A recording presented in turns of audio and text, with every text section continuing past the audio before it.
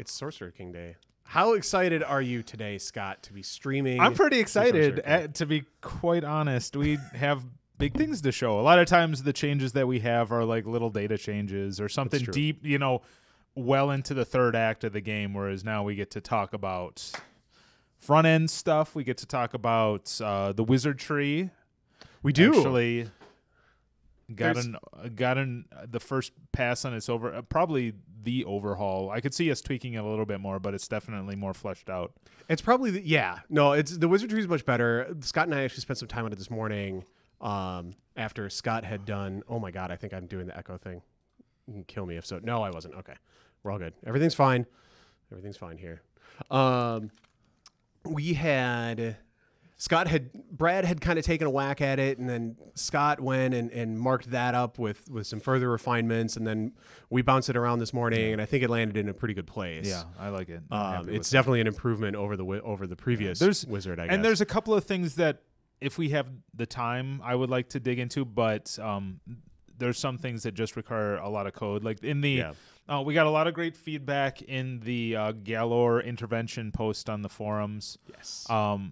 And one of the big things that internally we've talked about and externally we're getting feedback is basically Galore should have an ability where casting a spell does not use that unit's turn. Because right now it's like, okay, I'm sacrificing a hit, I'm sacrificing something cool that this guy could do too.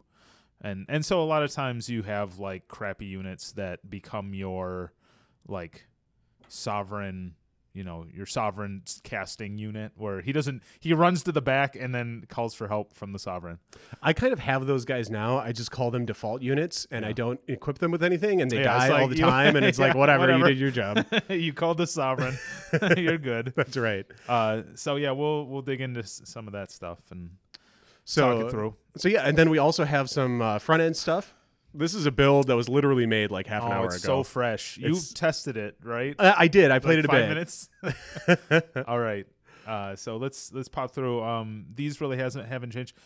Big change here, not really, but I'm happy that we got a little bit more succinct with our verbiage. Always a good thing. I still think that this should be like a big fat like. It needs to have its own button. Yeah, it really should have its own random maps are the bread and butter. They really are. And I think you should absolutely play on hard with the current bug that we have, because you're going to be totally screwed. Okay, I'll play on hard. Excellent. Huge might be overkill. Hard. Common. I heard that these don't affect the world that much. I got to look into that. But here, the third setup screen, you can now set your rivals. Hooray! Which is really, really nice.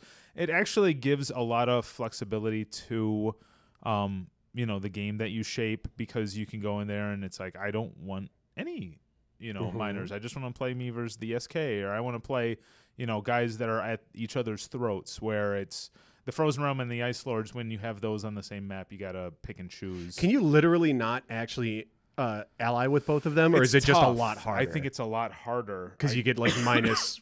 Or SK the Ice Lords go, you got the stench of the little people on you. Right. So Paradin and Imperium, and is there a Saressa somebody? Saressa and Swamp Giants, maybe? I forget. I don't remember. So there's like those duality systems. We kind of lock it out. So tiny and small, you get 3 guys. Medium, you get 4, 5, 6. And then right here we have difficulty.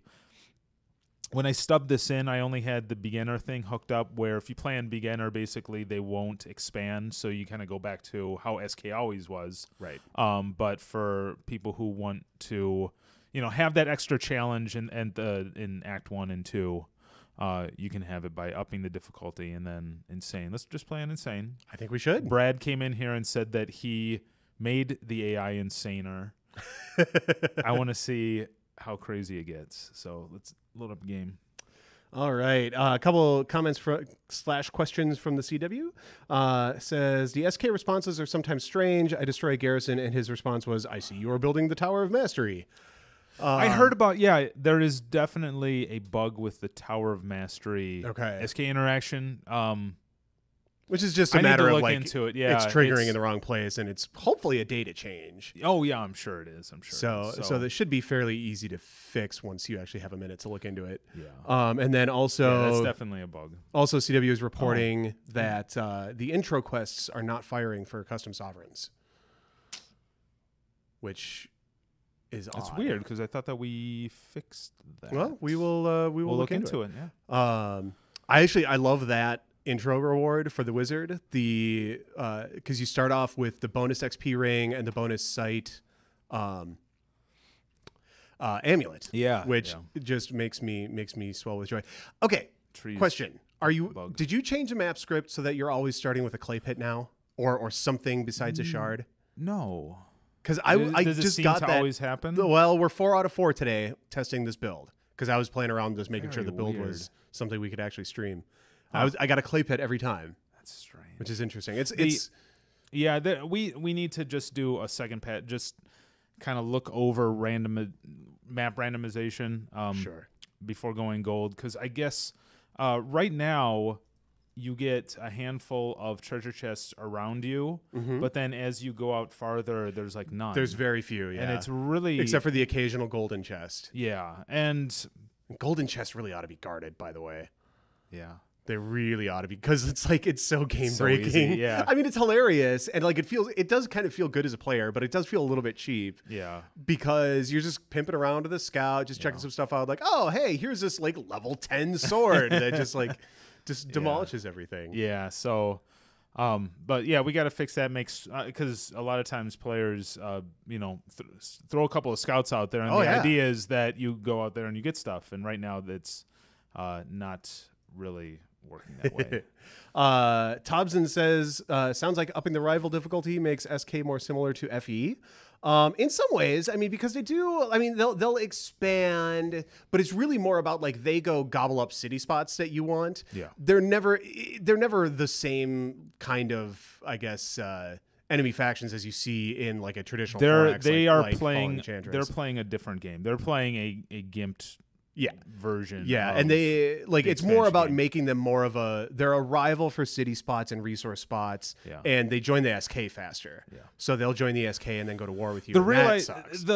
I guess one of the big thrusts of the early game when it comes to the rivals is to put a little bit of fire under the player to go out there and explore. If you see a really ripe location, before you could just sit and wait. Like it was a non-issue. The world was your oyster. You should play the game, by the way, Scott. Let me put Control Z on. Ugh. Well, Control Z is not as good as Soak though, because all it does is pass your turn. But anyway, so it gives you a threat. It gives you something that pushes the player in different directions other than just battles. So we want to do that and have you have a little bit more pressure to get out and get into the world, right? Because right now, especially on like easy and normal, you can kind of hang out in your one city and kind of build it up, and it's not that that's necessarily bad, but there should be a little bit of something kind of pulling you out and pulling you along. A little too leisurely. Yeah. Like I like a slow pace, and I will probably play on easy and beginner just because what? You're hurting me. Come on. Although I gotta represent. We need to represent. No, that's fair. That's fair. Somebody does need to. That's okay. I make fun of Derek for being bad at his own game too, because I play on a way harder LH difficulty than Derek does. Oh my goodness. But anyway, these are bothering me. That's okay. I was playing with some multiplayer streamer type guys during Galciv launch week, and I was definitely the baby in the room for being an Emperor player on Civ instead of somebody who just chumps deity on the reg. So anyway, let's see. A0152570 says, "Can you make it so my units will pass through allied factions or have them stay off my roads?" Can we please do that, Scott? Yes. It's so annoying. Yeah. That would make me happy. Can you put a fog bugs in for that? Because I think we always bring it up. It always happens. That's like true. It's in 5 of my feedback docs, and I think it just always. Well, I can't do a fog bugs, but what I can do is pull up my super scientifical bug reporting method and add it to Notepad. that. Notepad. Yes. Little notepad for you today. So it's allied units on roads, suck swords. All right.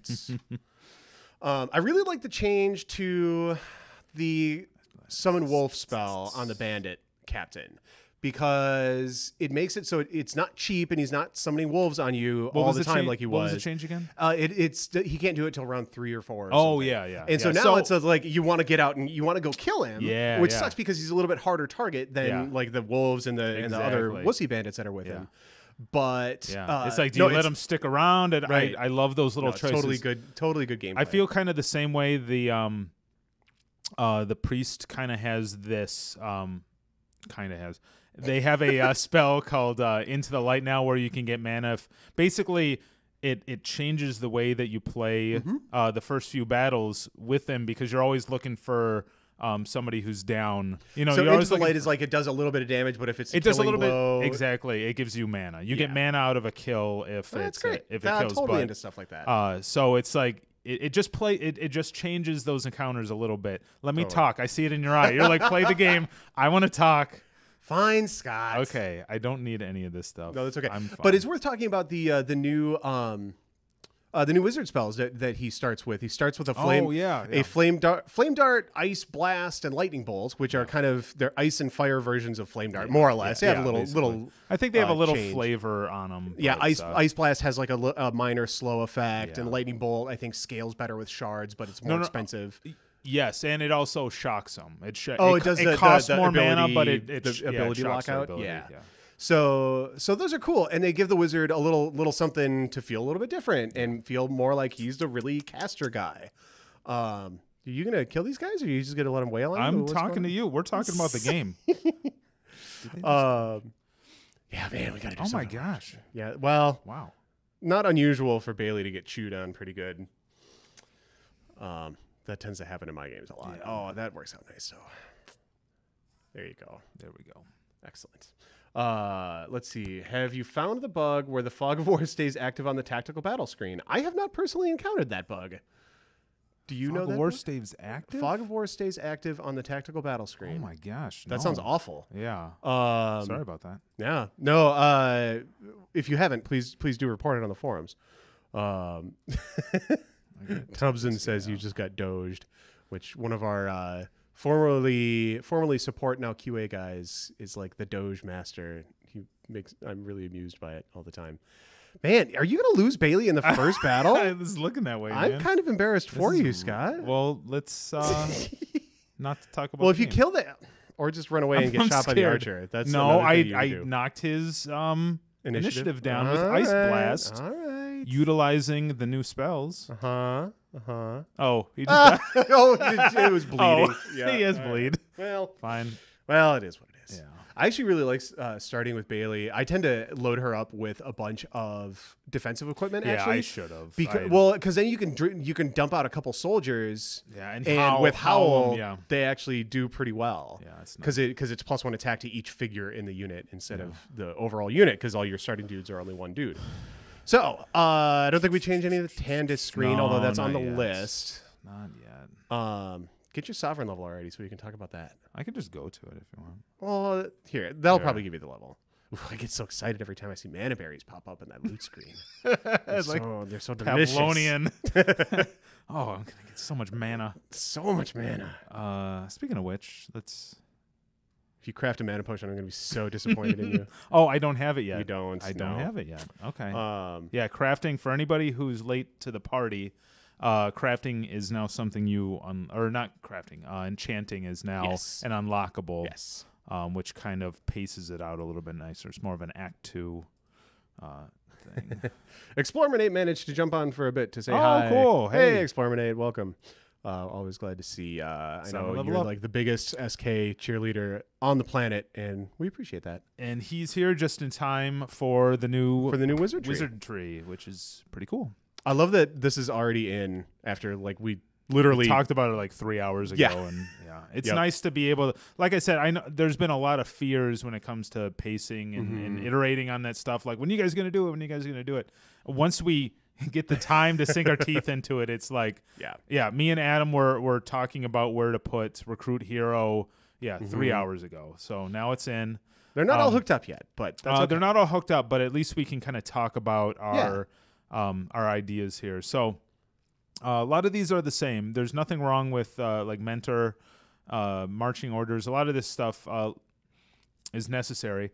Leader 1 and 2, we consolidated down. It used to be 3 abilities, now it's 2. But it just kind of felt like more. a long slog down that tree. It's like, okay, get some more armies. We get it. The wizard isn't like an army guy, but it should still feel like all those should feel good. And that might still be too high. We might want to take those down from because they're 3 and 4 right now, which are pretty high. So I feel like we might end up. What do you start? Well, you start off with 5 slots. And then this gives you another 7. Really so you still only have 12. 12 is a lot. 12 plus 1 if you get the Order of the Mayor. So yeah. All right. Anyway, sorry. Okay, that's kind of a digression. So the big cool thing as we go through these, I'm trying to think of these capstones that kind of give you something cool to work towards. We'll get down there. But anyways, recruit heroes. So big complaint is heroes come so late to the party. It's an XP issue. It's kind of a pacing issue. Wouldn't it be nice if you could like choose that first, you could actually make strategic choices to get a hero. So recruit hero, it's going to be on everybody's skill tree somewhere. But that will unlock a random hero. It's basically, if I remember correctly, the way that we had kind of landed on it working anyway was the game will look at the heroes that are in statues on the map and pick somebody else. Yeah. So it's like, okay, yeah, you start off with Tandis. There's an Afaz and a Kaplan out in the world for you to find. So you get to pick from the other 3. You'll get one of the random other 3. So that's really cool. So I want to talk a little bit. You talked about how you're excited about capstones and getting some cool capstones in there, and Ultimate Wizardry. If anybody's watching, Ultimate Wizardry is sweet. Anyway, we'll get to that. But what I really like, and one of my goals when Scott and I were kind of banging through this morning, was to get something interesting right off the bat. Because like as it stands in the build that you guys are playing, I pretty much always go for Enchanted Forge as the very first thing I do on every sovereign, because it is so important, and it's just you need to, as soon as you get that crafting online, it's just huge, right? And so now it's like, okay, so Enchanted Forge is 3 deep, so I'm not going to get to my 3rd level, and I can get scholarship on the way, which is great because that's the research bonus, right? Which is awesome. And you get forging, which is another new thing, which is basically a big recipe dump, right? And those are actually specific per hero, per sovereign, Yeah, so it's not like a random. Correct. It's not like building a jeweler or whatever. It's this is what the wizard gets when he. This is what Galar gets at forging. And so to try to tie that a little bit more to the sovereign, to make the sovereigns feel a little bit different again. And then so that then you have this big choice between like, man, do I want a gun for Enchanted Forge and maybe scholarship 2 while I'm up there because that's pretty awesome, or do I want to jump in and get recruit hero and then marching orders is right down there, and I get mentor in there, and like getting mentor right from the beginning is really nice. Right there. Mentor 1, mentor 1 right from the beginning. It's like, wow, that really speeds up Tandis. I mean, even 15% doesn't sound that good, but like 15% of all the XP you get for basically the whole game as a passive is really good. So like it was really important for me to really get an interesting choice in there early. And the one that's kind of left out there is Clairvoyance. But the Clairvoyance tree is so much better than it used to be too. Because Clairvoyance, you get a little extra mana in that first one, but then little like White Mage is 50% healing. That's a lot of healing. Right. And then the Storm Mage is 50% lightning, 50% fire, 50%. That's a lot. Like Fireball's already hit pretty freaking hard. And especially for Galor, and you've already got Clairvoyance 1 and Clairvoyance 2, God forbid you find a Kepler. Like you're really going to be flinging some serious magic around. So anyway, so I was really excited about that, to get that into the tree, to make it feel like more of a choice, like you're defining your hero or your sovereign a little bit more. One of the things that we talked about a little bit, it's like, oh man, how are we going to balance it across different map sizes and make it feel, because like right now it's like even on a large map, you're probably going to be pretty close to maxing out everything by the time that you go and fight the Sorcerer King or whatever. I actually like the pace that we get stuff. I think just by adding more options in here, adding more skills, you're still going to end up with like, okay, well now on a medium, you're only going to have maybe 2.5 of the branches unlocked. Your Galar is going to feel quite a bit different than somebody else's Galar, which is a big thing for replayability, which is something we've been talking a lot about. So like that was all just a big, You know, the expanding the sovereign trees solves a lot of problems. Yeah, and it was so weak. I think that we added a good 10 abilities. I mean, and it was they're so all obvious. better. Like they're all better. Yeah, they're all better than they used to be, and they feel more exciting to get, which is great. Yeah. Which is that's a big the big thing for me. Is when you get there, it's like, it's got to be like, oh, what am I gonna pick? Right. And a lot of times it was like, I guess I'll pick this. It's the last thing I gotta. Right. So big changes to that.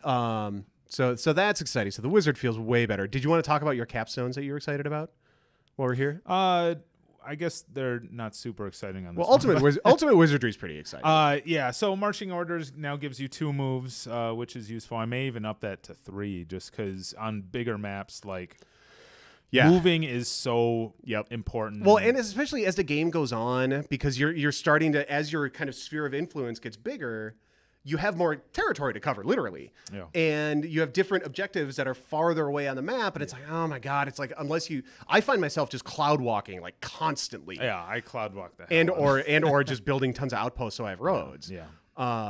So anyway, I like the marching orders. Yeah. So and what's nice about capstones is that you get to the end and you can do things where it's like, okay, I'm going to hold off. Trainer gives all friendly units a level. That's not new, but it was tucked away. It was like deep within. It was like early in one of the branches, so you had to get it if you wanted to get other stuff. So I kind of like that you're tucking away. You look mad. Did the stream go? Did the stream go? No, the stream is fine. Okay. I lost my chat, which irritates the heck out of me. Oh, okay. So if you asked a question in the chat, and I know a bunch of you did, please retype it. I apologize. I had a kind of a browser fail on my part, so that was just because I thought I was logged in, and then it was like I was trying to type thanks Troy, and it was like, why don't you log in? I was like, oh yeah, I should log in, and then it had to reload the page, which means I lost a chat. Anyway, so if you had a question, please retype it. We did have a good one, actually, on the topic of roads. Okay. That I think it was the CW said, could you? It feels like place road is really expensive because, especially early on, it costs 4 mana per tile. If you want to place a road. It's one at a time. Yeah, and early on, your mana supply is really limited, and you need the mobility because you don't have. It's not easy to just crap out a bunch of pioneers and go build a bunch of outposts. So he was asking maybe could we reduce that? That's not a terrible idea. We could look at that. Yeah. I mean, even dropping it to 3 might be enough. Yeah. Or I wouldn't be opposed to like 2 on it. To be honest. I always wanted it to be. It's such a chore to cast. Anyways, I was always hoping that we would be able to do something where it's like you click somewhere and then it says this is going to cost like 50 mana. To make a road out to there, but that's a whole bunch of code. Yeah, that's a lot of code. Which is, I mean, the UI is annoying about it right now. It's kind of a minor thing. Like you're kind of generally better off building pioneers to go build. Yeah, and that's what. And at the end of the day, pioneers. It's like the place road spell is almost more of like a hack to get around. Like I need a freaking road here. Yeah. It's like I just want to connect these 2 areas. Yep. Yeah, and then you also have. It should. I think everybody gets it. I think it's in the Universal Spellbook. The summon outpost. No, that's a sovereign ability. Oh, okay. It's one of the sovereign specials. Okay, but it's nice I'm pretty sure it is. It used to be anyway. I'd have to look at it again. I haven't seen it pop up in a spellbook for a while. I'll look into it. Okay. Anyway, sorry. Ultimate Wizardry. Ultimate Wizardry is kind of our way of giving you access to the highest level spells.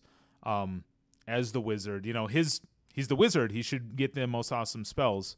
And Ultimate Wizardry helps. At least you can get one. So what it does is current spell is instantly learned, which isn't that huge of a win. But what it does is the next time that when it opens up that spell book, you have access to all the level 8 spells that you don't know, which tends to be all of them because you don't have any. Like I'm only.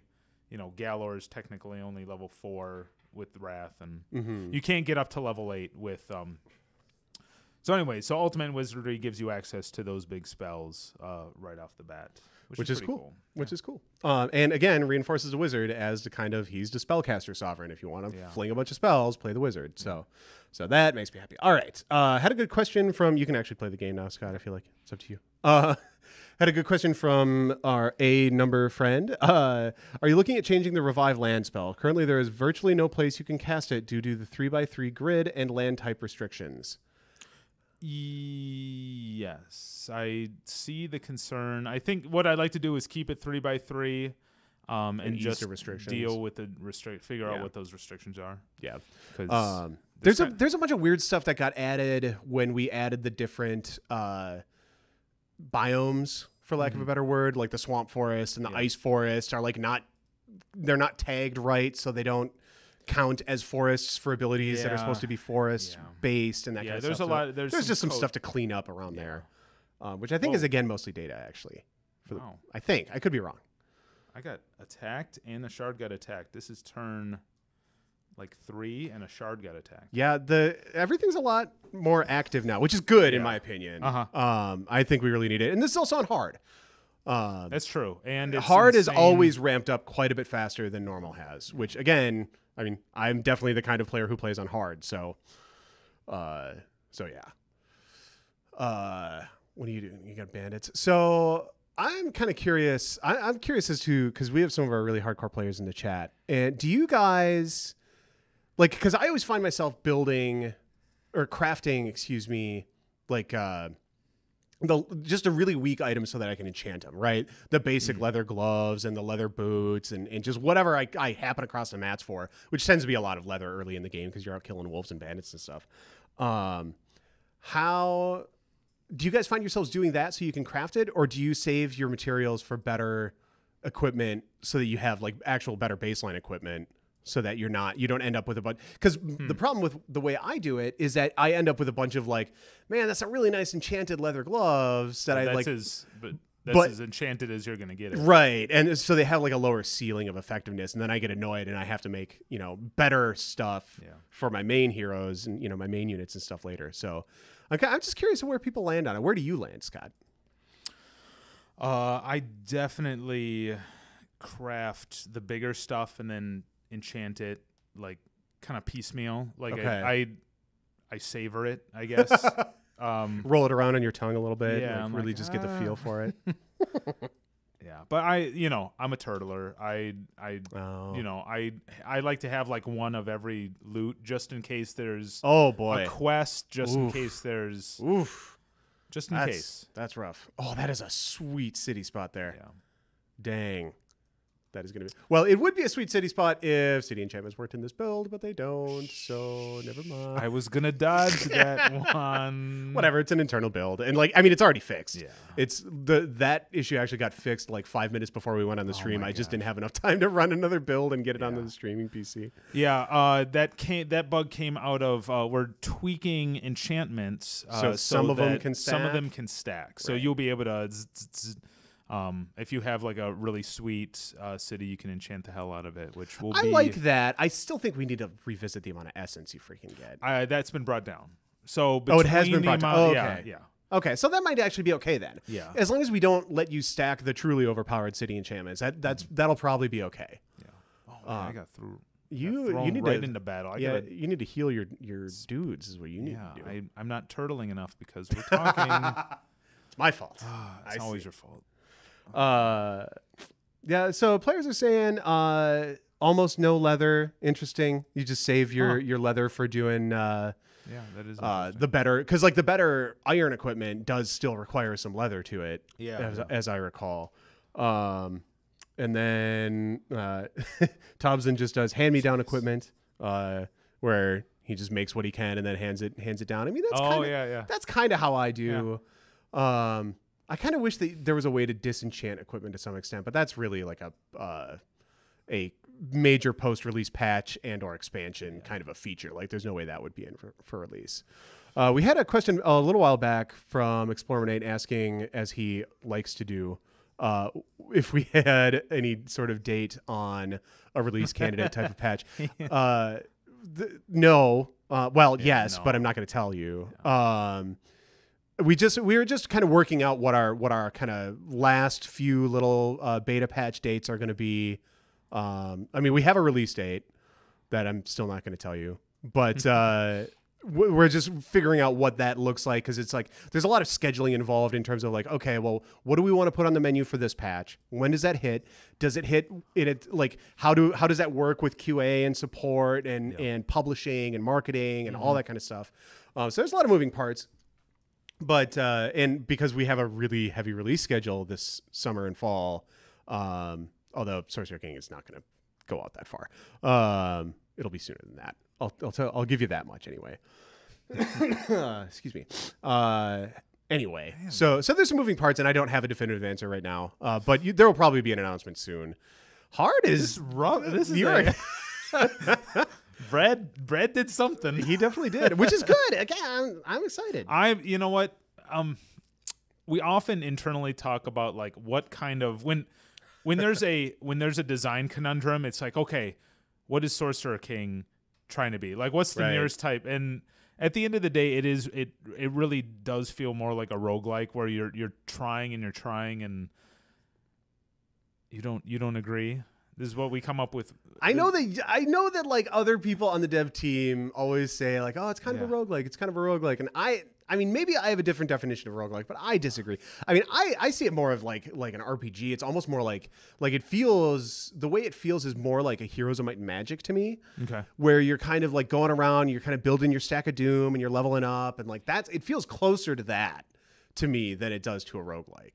And that's a compliment, by the way, because I love Heroes of Might and Magic. I'm just thinking of the psychology of a game where you lose and you want to go back in and try it again. Sure, you know, where it's like, okay. Sure. And that's a very roguelike sort of a mentality. And that's kind of what we mean is that's fair. You lose, it's like, okay, I want to go back in. I see what I did wrong. I should have done this, or I know what I'm going to do next time. Let's have it at it again. And no, that's fair. And those tend to have like it tends to be harder. It's a harder pedigree of game. Yes. So I have no problem with people having to fight to get to. Tobson suggested rogue heavy. Okay. Generic username says, releasing during the Steam Summer Sale, you fiend. We will not be releasing during the Steam Summer Sale. That would be suicide. Yeah. So we're not lately, ideally, in the business of doing objectively stupid things. So no. Anyway, let's see. Will there be more patches before the release candidate? Yes. Let's see. Feature requests. Sell equipment and get some resource for it. Quite often you will have more swords than you have heroes to use them with.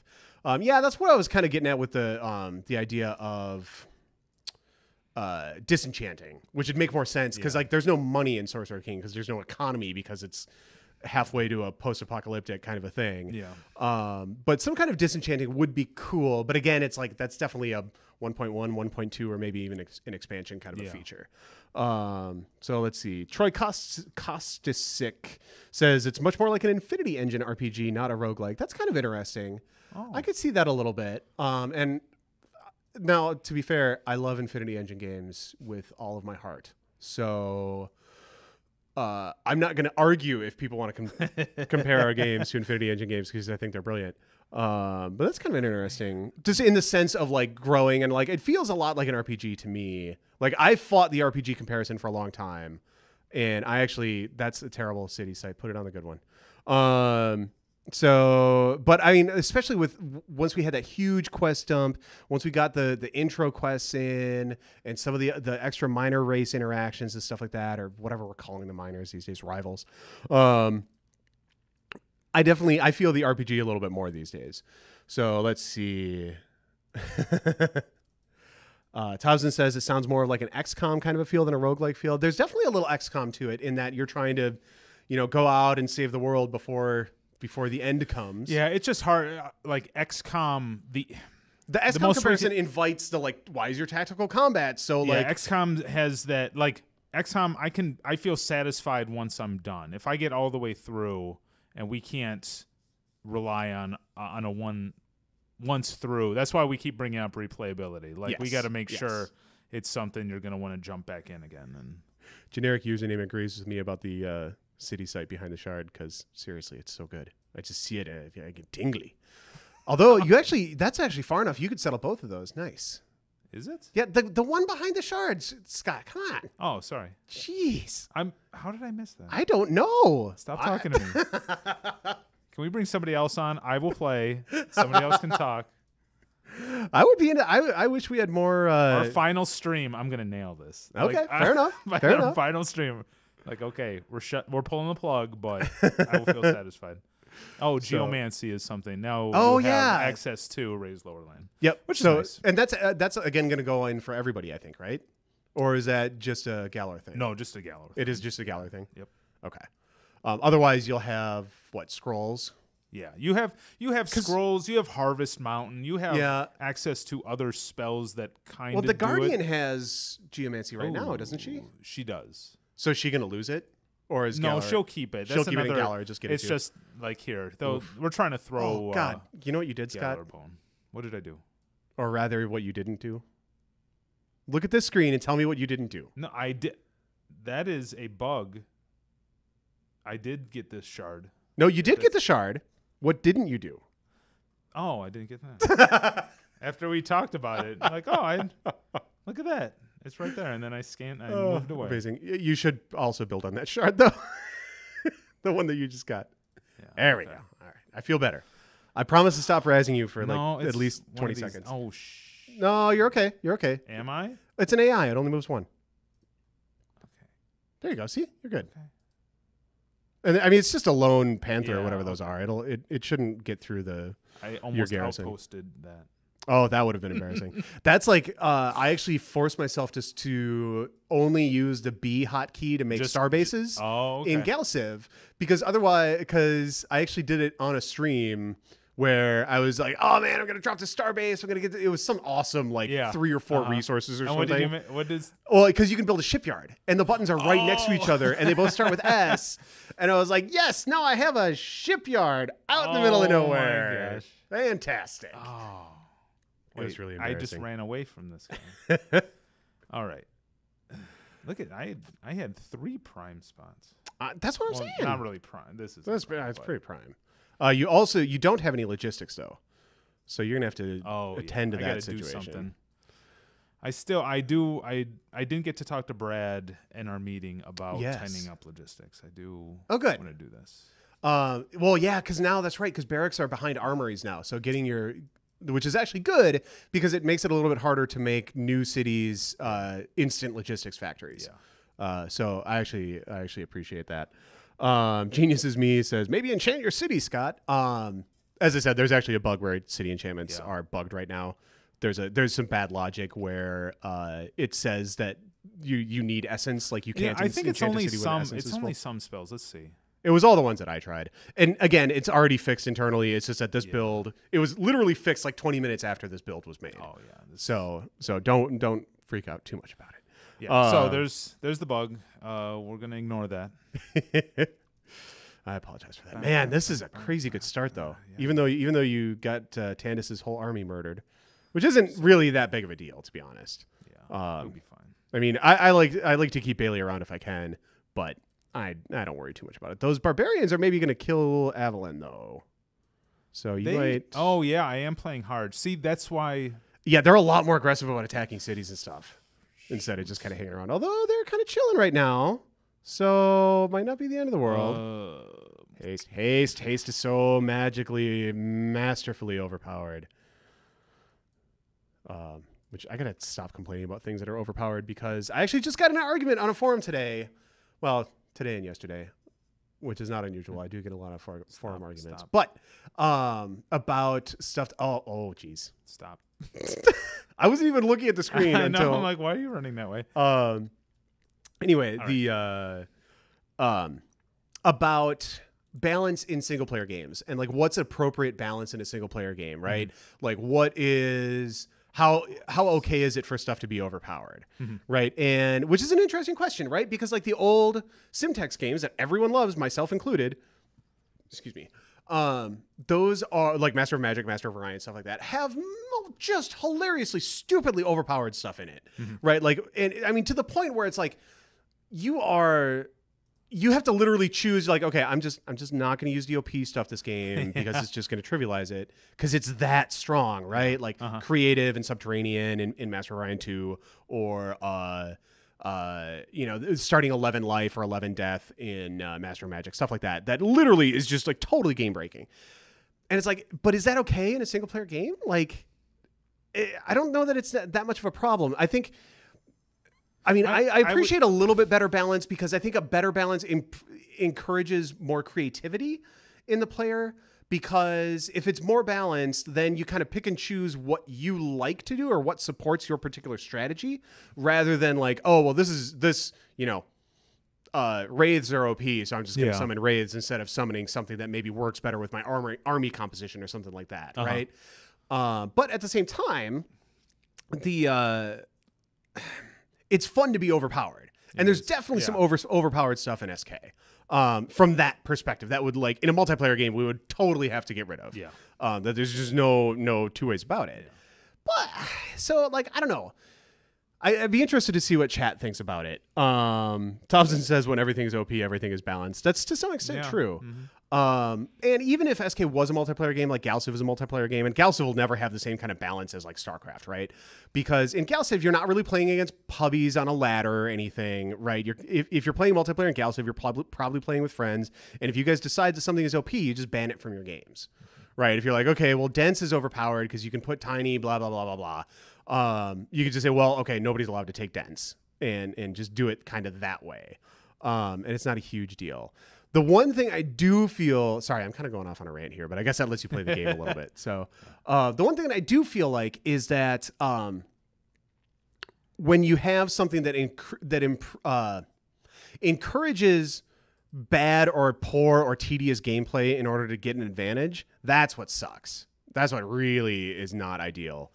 Stuff like stuff like good example is like in Master of Orion 2, you can if you micromanage your population to have 1 or 2 units of population on each planet, and then as soon as they grow, you send off that next guy to some other planet that you're trying to fill up, because 1 and 2 or I think it's literally 2 pop planets grow like way faster than anything else because of the way the growth calculation works. Gotcha. Like that is bad, because that is like, oof, man, hard is a lot harder than it was.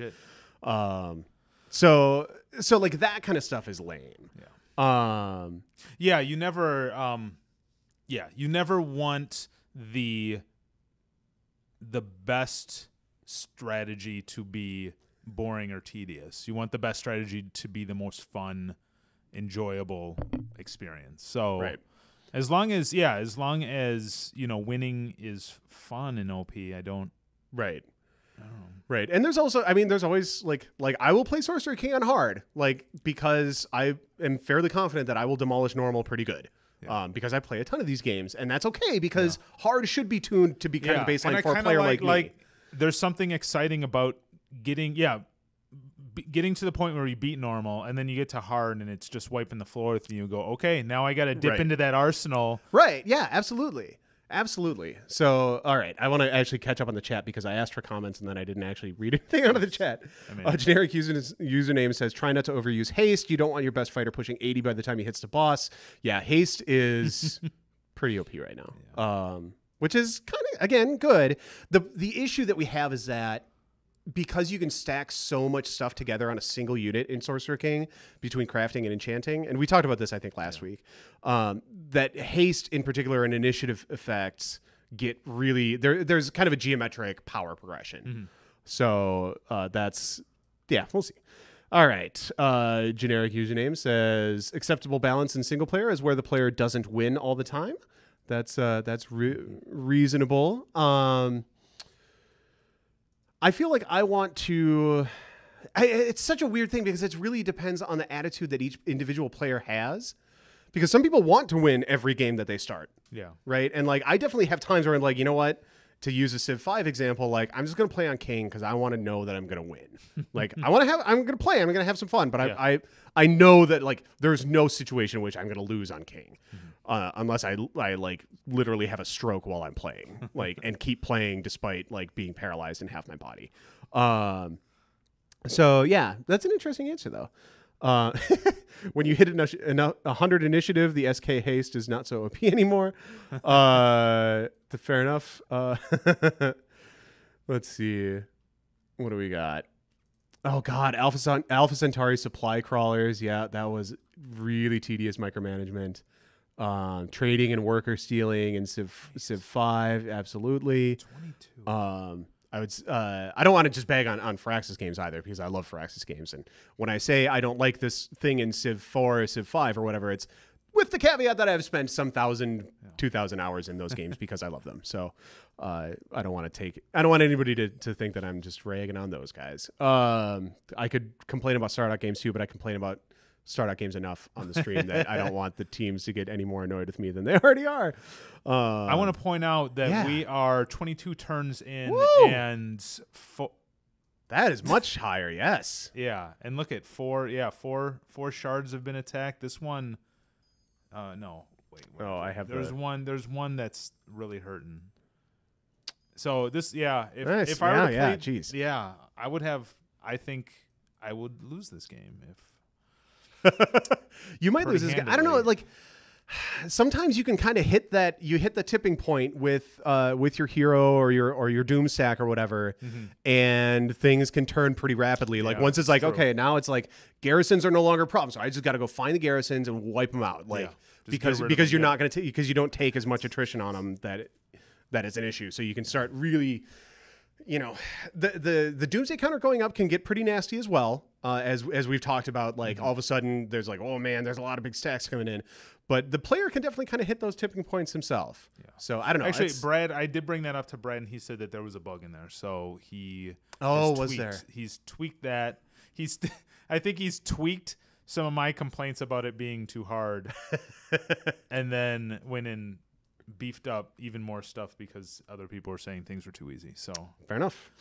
I have a feeling we may be on the game is too hard side of that razor right now. Mm-hmm. These shards are so loud we can actually hear them on the stream. Yeah, I have the game sound turned way down, but yeah, the shard selection effect is really balanced quite high. Yeah. Not as bad as the UI ping in Galciv, which fills me with murderous rage. But which sound is that? The sound whenever you click on anything in Galciv. Oh, that's it's just like it's a frequency. I don't know. Nobody else seems to have the same kind of issue with it. So I wonder if it's literally like a frequency that my ears are very attuned to or something. Because people have different levels of frequency response in their own hearing. So it might literally just be an Atom problem. And besides, I put in the UI volume slider so I can just turn it down and it's fine. So it's all good. One thing I always like to do with our old games, speaking of sound, and I don't think we do it anymore, but I'd always like to modulate, like take our selection sound and and have like the C version, the D version, the E version, like have different tonal versions of it. So as you click, it picks a random one. And so it's never it's never like ding, ding, ding, ding. It's like ding, ding, ding, ding, ding. And there's like a half second of fun to be had there of just clicking around and seeing what ding, ding, ding, ding, ding, ding, ding, ding. I don't know. That is totally the kind of thing where it's like, if you really want that is a Scott weekend project. Like, I feel like on it. I bet that's the answer that you get from Derek on it. Anyway. Oh yeah, yeah. If you want to fine Scott, if you want to do that, but they can click ding, ding, ding, ding, ding. All right, you got Saturday. Make sure it doesn't break the game. You can have your damn notes. Awesome. So, all right. So anyway, that's kind of Sorcerer King this week, I think. I think we kind of got through most of the stuff that's the hot topics. You guys are going to see a lot of improvements coming into the game in the next patch. I think we just dropped the latest patch last week.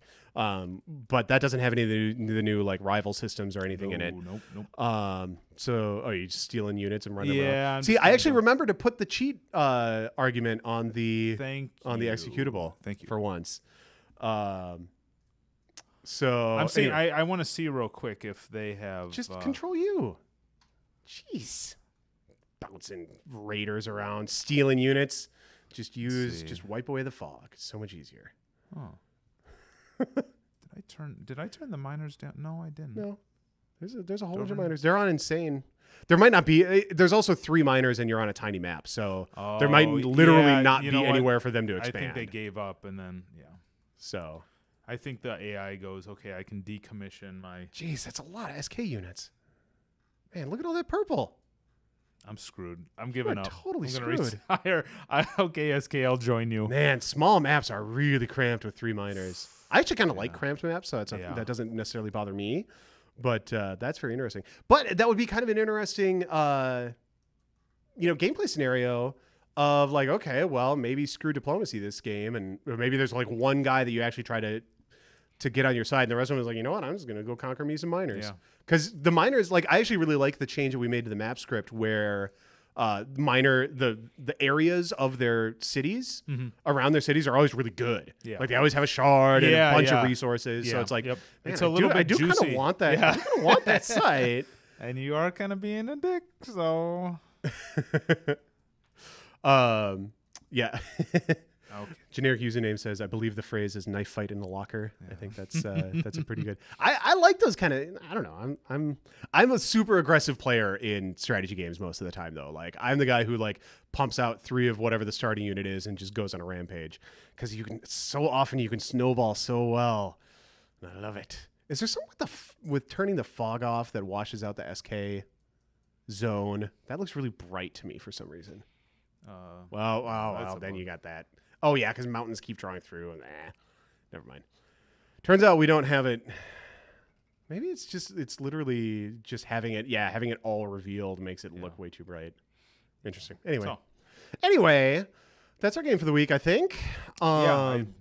Thank you all for the questions and the engagement on the stream. Appreciate that very much. You guys will be seeing, like I said, some... we actually did put some love into this. I don't know if you remember, the actual but it SK really, castle?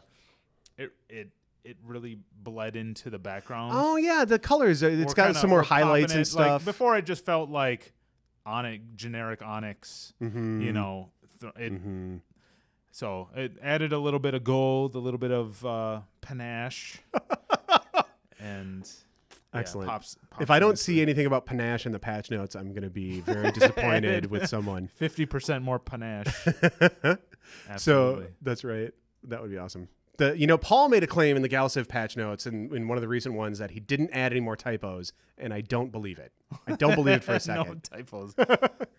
Anyway, all right. So you guys are going to see, like I said, the next patch that comes out. I think right now we're planning on 2 more patches before release. Out to the public that might turn into 1 depending. Just like I said, we have kind of a release schedule to wrestle with. Always depends. But you guys will see a lot of stuff come in this last little kind of sprint up to release. At the very which least, is pretty exciting. You'll be able to get your hands on the minor race. Oh, stuff for sure. And, yes, the rival put stuff that will through definitely its be paces. in pre-release so that you guys can give us feedback on especially the pacing and how it feels with kind of the way that it kind of changes the way the map works a little bit because they start taking over some of the city sites and stuff like that. So you guys will see that in the coming weeks, which will be very cool. We'll have more SK for you next week. Talk about some more stuff. We have, what's Thursday? So Thursday is Off-World. Tomorrow in the morning, they wrapped up their tournament. I think they're kind of back to doing some kind of general multiplayer whatnot stuff. So you can check out what's going on with Off-World. Galciv, I think we're gonna do Galciv on Friday. We're post-release, so we're no longer like we're gonna do Galciv every Friday. So we're kind of doing it as long as I kind of ask Paul, like, Paul, do you have enough that you want to talk about? I saw some cool battle viewer stuff going on. Oh yeah, so that's probably we might probably have worth showing if Jesse didn't get waylaid. which is always possible. Yeah. I'm like, oh sweet, how long do you get to work on camera stuff? He's like, until another bug comes. So maybe we'll have some cool battle viewer stuff for you. So that's going on then. All right. That's sufficient pimping. Oh, Servo on Tuesdays. We now have Servo streams on Tuesdays because they're up in early access. So you can check that out on Tuesdays at noon Pacific, 3 p.m. Eastern. Servo's, it's coming together. Like, I'm pretty excited about Servo. Like, I'm a big RTS guy. And I like that style. It's the closest thing to it, honestly, is probably Warcraft 3, which is like my favorite RTS still probably ever. So it's definitely, it's like, man, what if you crossed Warcraft 3 with Age of Mythology, except you made it about giant robots that you could customize? Like, I'm into that personally. Yeah. I'm into it. So anyway, Servo on Tuesday, you can check that out. As always, archives go up on stardock.com or youtube.com/stardockgames. And that's it. All right.